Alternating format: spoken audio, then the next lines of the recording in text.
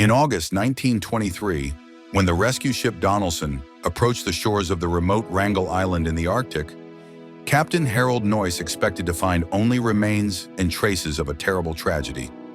2 years earlier, 5 people had been left on the island. 4 men and 1 Inupiat woman who didn't even know how to hunt. It was a true nightmare. An extremely harsh climate, starvation, and, worst of all, the polar bears, the true rulers of these lands.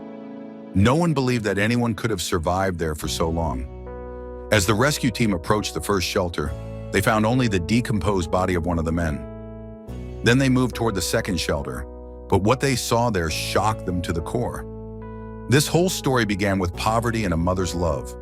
Ada Delutuk was born in 1898 in a small settlement in Alaska. When she was 8 years old, her father died, and at 16, she married a cruel man named Jack Blackjack. She had 3 children with him, but 2 of them died in infancy. Only her son Bennett survived. In 1921, her husband abandoned Ada and their 5-year-old son, who was suffering from tuberculosis. Showing incredible determination, Ada walked about 40 miles to the town of Nome, carrying her son in her arms when he was too tired to walk. To survive, she took any job she could find, washing floors, cleaning houses, and sewing clothes for miners. But the money was never enough, especially for her sick child's treatment. Desperate, Ada was forced to temporarily leave Bennett in an orphanage, where he could receive medical care. This decision broke her heart, and she swore to do everything possible to earn enough money and bring her son back. Then fate gave her a chance. The chief of police in Nome told her that the famous Canadian Arctic explorer, Hjalmar Stephenson, was looking for people to join an expedition to Wrangel Island. They needed a seamstress and cook who spoke English. Ada was a perfect fit. The job promised $50 a month, an enormous sum at the time. That money would be enough to treat her son and give him a better future. Ada agreed immediately, believing there would be other Alaskans in the expedition, as she had been told. She had no idea what really awaited her. In reality, this expedition had a completely different purpose than she had been led to believe. Hjalmar Stephenson had come up with an ambitious plan to claim the uninhabited Wrangel Island for Canada or the British Empire. But he didn't go on the expedition himself. Instead, he sent only 4 young men and Ada as a servant. On September 9, 1921, Ada Blackjack set sail from Nome to the Siberian coast along with 4 men, 20-year-old Canadian Alan Crawford, who was appointed leader, and 3 Americans, 28-year-old Lorne Knight, 19-year-old Milton Gala, and 28-year-old Fred Moore. Ada was the only woman and the only indigenous person in the group. On September 15, 1921, the group landed on Wrangel Island and set up camp, raising the British flag. None of them had any idea what kind of ordeal awaited them. At first, life on the island seemed bearable. The team built shelters and managed to get some food through hunting. Ada took care of household chores, cooking meals and sewing warm clothing from animal skins for the men. Stephenson had assured them that another ship would bring more supplies, enough to last for more than 6 months. But the summer of 1922 brought bitter disappointment. The promised supply ship never arrived, unable to break through the ice. Their food supplies quickly dwindled. Hunting provided very little. There was far less game on the island than Stephenson had claimed. By early 1923, the expedition was practically starving. The men suffered from exhaustion and malnutrition.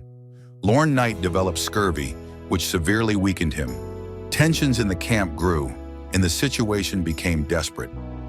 On January 28, 1923, the 3 healthy members of the team, Crawford, Moore, and Gala, made a desperate decision.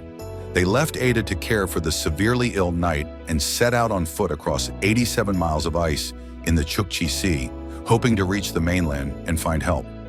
Before leaving, Fred Moore wrote to his wife, "If fate is kind to me, I will be happy to tell you all about this. If I don't return, someone else will tell you everything." The 3 men never returned. They disappeared without a trace somewhere in the ice. Ada Blackjack was now completely alone with the bedridden Knight on the vast frozen island, where polar bears roamed constantly. The fragile 25-year-old woman suddenly became responsible for 2 lives. In her diary, Ada bitterly wrote that Knight did not understand how hard it is for me alone to replace 4 men, to chop wood, to hunt, and to care for the sick.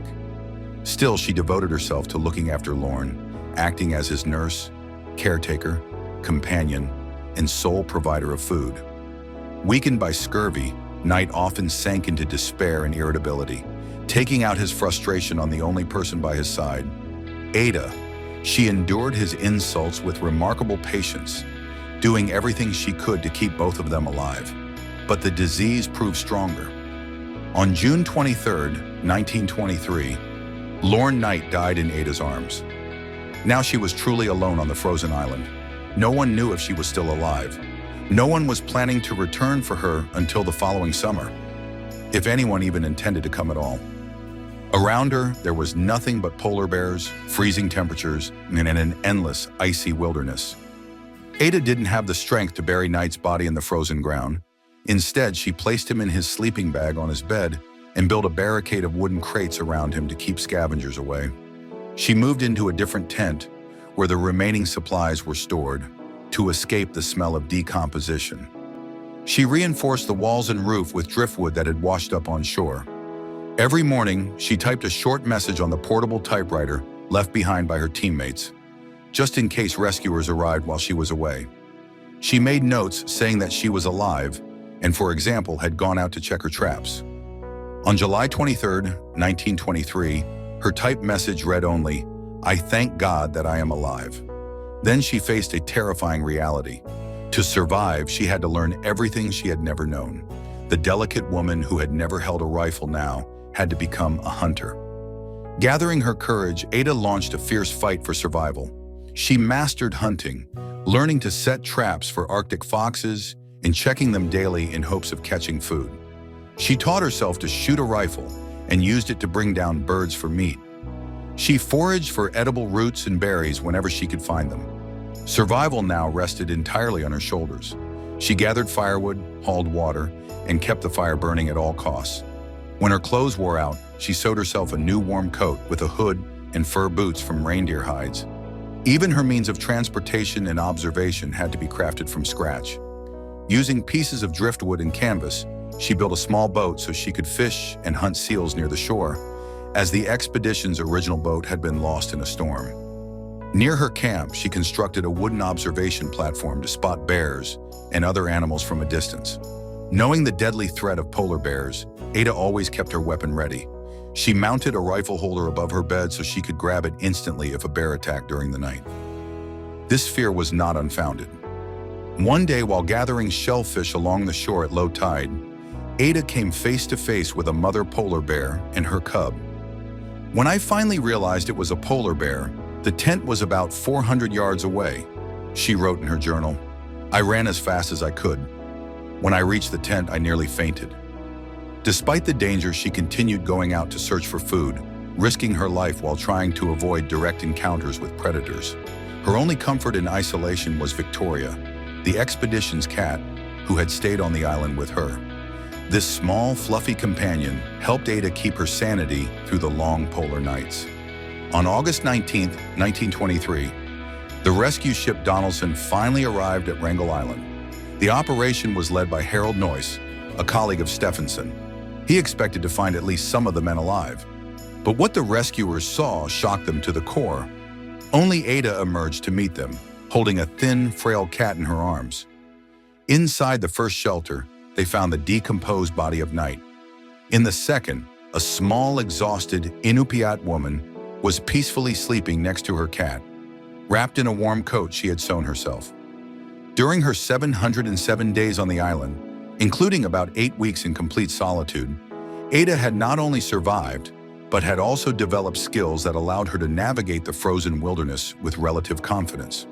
The rescue team noted that she had adapted so well that she seemed capable of surviving another year in the harsh isolation of the Arctic. The fragile woman, who once had no survival skills, had transformed into the true queen of the Arctic.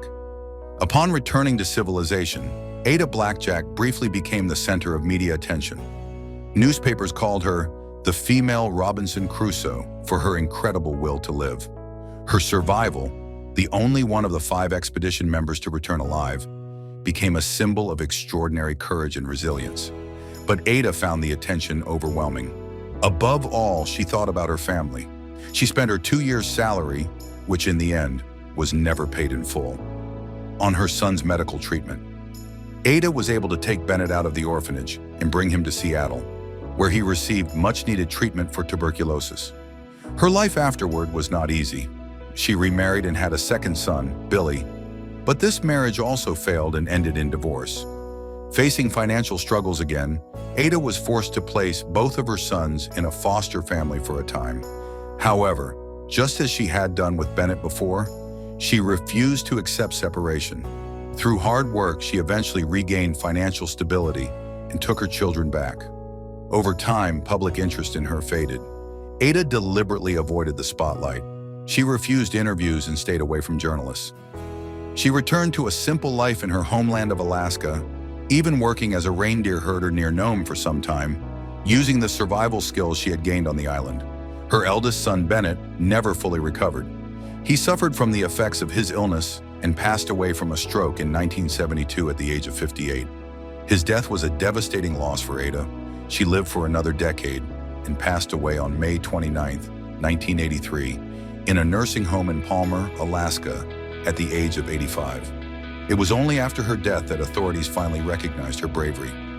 A month after her passing, the Alaska State Legislature unanimously passed a resolution officially honoring her heroism, a small token of remembrance for a woman whose courage and achievements had long gone unrecognized.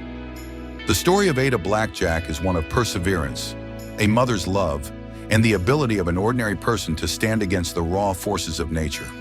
When asked if she considered herself a hero, Ada humbly replied that she was simply a mother who needed to return home to her son, and for that, she was willing to face even polar bears in the Arctic's merciless cold.